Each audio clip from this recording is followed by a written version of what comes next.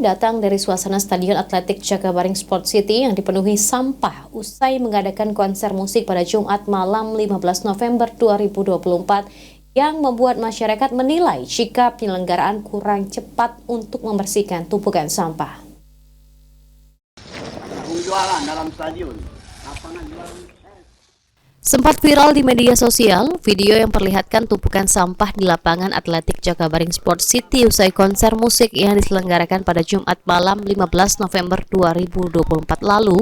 Dava, salah seorang masyarakat, menyayangkan banyaknya tumpukan sampah usai konser musik yang diadakan di lapangan Atletik Jakabaring Sport City. Menurutnya, pihak penyelenggara harusnya usai acara langsung membersihkan lokasi sehingga tidak perlu menunggu keesokan harinya.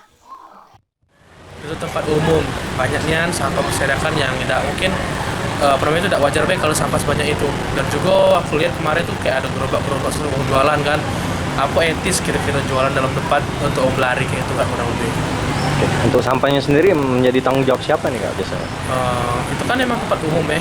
Kayak memang mungkin ada pihak kebersihan dewek dari Jakabaring Sport Centernya. Tapi sebagai kita manusia lah ya, sebagai manusia yang beriman lah, kita punya kesadaran diri ya Kak untuk membersihkan sampahnya. Misalnya ngambil secara pribadi lah, minimal sampah kita dewek lah, walaupun kita tidak bisa bersihkan sampah yang lain. Dan juga menurut aku dari pihak panitia konser dewek Kak, mungkin dia bayar pihak kebersihan ya, tapi mungkin kalau pacak malam selesai acara langsung bersihkan gitu Kak, tidak harus paginya gitu. Karena emang tempat umum tadi Kak di situ kan kita seperti yang kita tahu kan tempat lari, jadi mungkin ada atlet-atlet yang olahraga tuh terganggu segala macam Kak.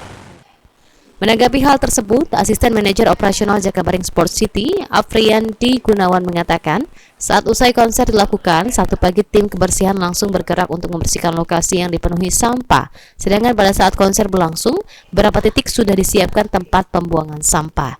Ditambahkan Afriandi, terkait para penjual yang berjualan di lintasan trek jogging merupakan tanggung jawab pihak penyelenggara.